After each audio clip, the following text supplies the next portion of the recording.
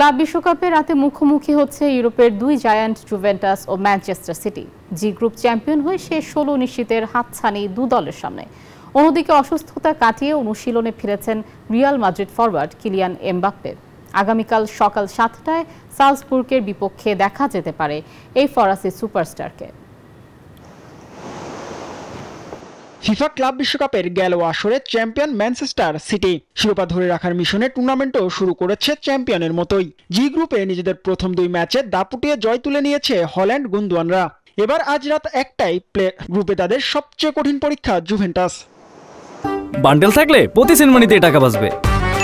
বিকাশ send money bundle কিনে জিতুন প্রতি লেনদেনে।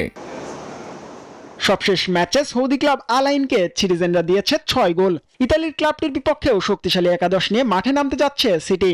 গার্দিওলার আস্থার ফরওয়ার্ড আর্লিং হল্যান্ড থাকবে সবার উপরে। ওর নিচে মারমাউস, রদ্রি ও সেভিনিওকেও দেখা যেতে পারে স্টার্টিং 11-এ।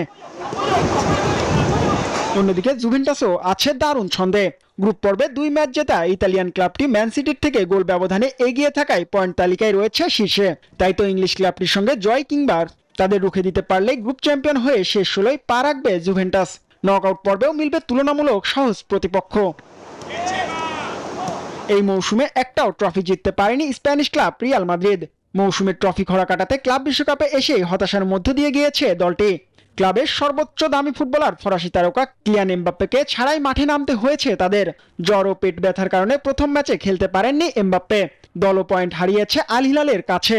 দ্বিতীয় ম্যাচেও এই তারকা ছিলেন অসুস্থ। অবশেষে সুস্থ হয়ে দলের সঙ্গে অনুশীলনে ফিরেছেন রিয়াল নাম্বার 9। তাই তো জাভি আলোনসোর স্বস্তি শুক্রবার সকাল ৭টায় সালজবুর্গের বিপক্ষে পাচ্ছেন এমবাপ্পেকে। জিহাদ আল হাসান, নিউজ 24।